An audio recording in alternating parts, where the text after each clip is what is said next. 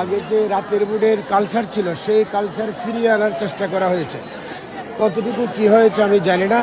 আমি রাত্রে 3:30 পর্যন্ত মাঠে ছিলাম, কেন্দ্রে কেন্দ্রে ঘুরেছি।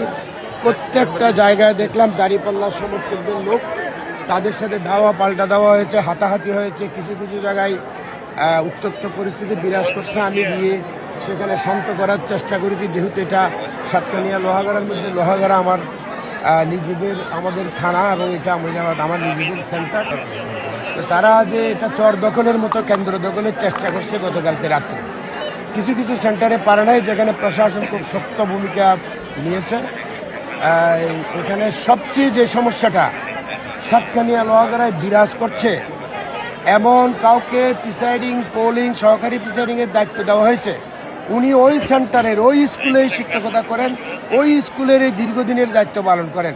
আমি প্রশ্ন রেখেছিলাম, যদি সহকারী প্রিসাইডিং পোলিং সেই সেম ষষ্ঠ স্কুলে যদি তাদেরকে দায়িত্ব দেওয়া হয়, তাহলে স্থানীয়দের সাথে তাদের একটা সুসম্পর্ক থাকে এবং সবগুলি দাঁড়িপাল্লার পক্ষে কাজ করার জন্য চেষ্টা করছে গতকালকে রাত্রে।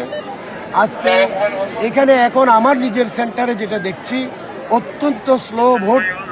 1 ঘন্টার উপরে, এখন 7:30 থেকে সম্ভবত 9:30 প্লাস 1.5 ঘন্টার মধ্যে 70টা ভোট পড়েছে, দোতলায় কাস্ট হয়েছে।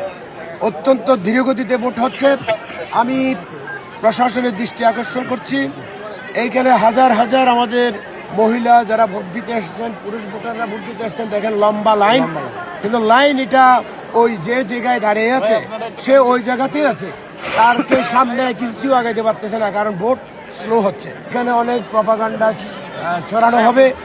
বাংলাদেশ জাতীয়তাবাদী দলের পক্ষে নাজমুল মোস্তফা আমিন, আমি ধানের শীষের প্রতীক নিয়ে নির্বাচন করছি।